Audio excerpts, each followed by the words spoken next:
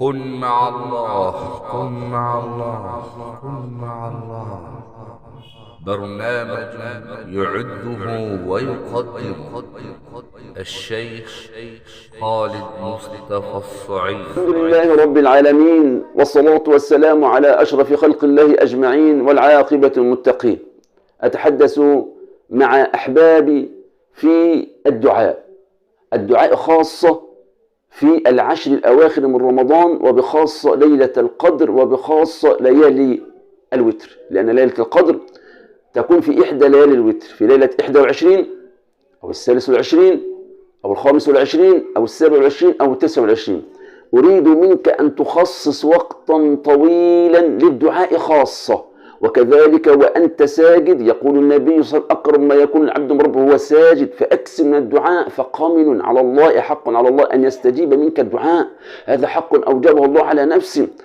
فأريد منك أن تخصص وقتا للدعاء فقط، وإذا دعوت الله عز وجل ادعو الله واسأل كما تشاء. ما تراه مستحيلا يا أخي في شأنك وعند الله ممكن، كن فيكون.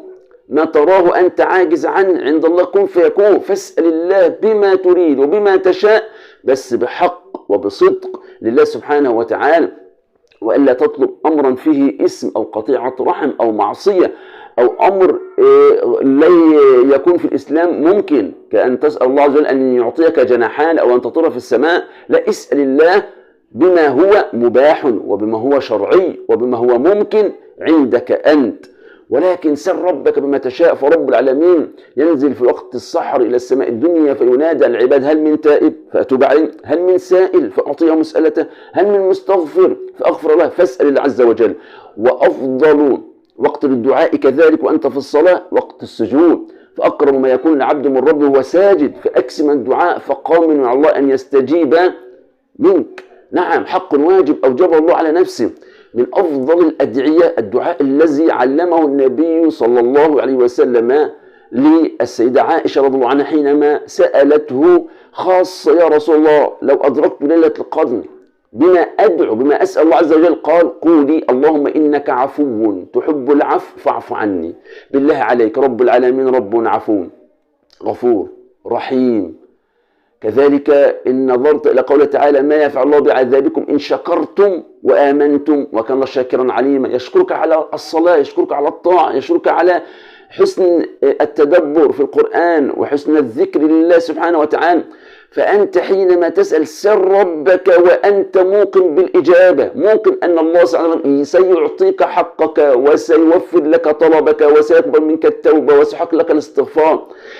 أفضل الأدعية كما أرى بعد هذا الدعاء: اللهم إنك عفو تحب العفو فاعف عني. اللهم أعني على ذكرك وشكرك وحسن عبادتك، لأنك ما خلقت إلا للذكر، وحفظ الطاعة والعبادة الشكر، وحفظ النعم الشكر، وحسن العبادة بالإخلاص لله والاتباع للنبي صلى الله عليه وسلم، مصداقا لقوله تعالى: فمن كان يرجو لقاء ربه فليعمل عملا صالحا، على نهج النبي صلى الله عليه وسلم، ولا يشرك بعبادة ربه أحدا، ألا وهو الإخلاص.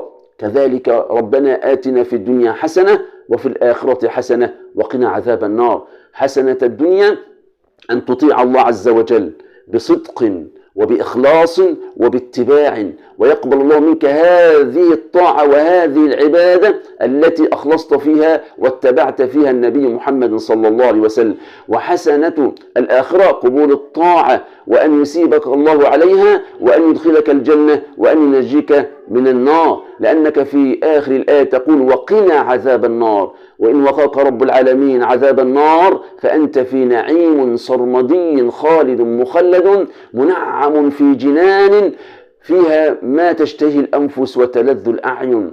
تأمل بالله عليك جنان الله عز وجل: ولمن خاف مقام ربه جنتان. وقال تعالى: ومن دونهما جنتان، جنات تجري من تحتها الأنهار خالدين فيها أبدا رضي الله عنهم ورضوا عنه، ذلك لمن خشي ربه، أي خاف الله وأدى ما عليه لله سبحانه وتعالى. فادعوا الله ولا تمل، لأن الله لا يمل حتى تمل. وسر ربك وسترى نعيم الله والفيض من الله والعطاء من الله ما يسلج صدرك ويريح بالك ويسعدك في الدنيا ويعينك على ذكره. أقول قولي هذا وأستغفر لكم وجزاكم السماع والسماع الله وبركاته.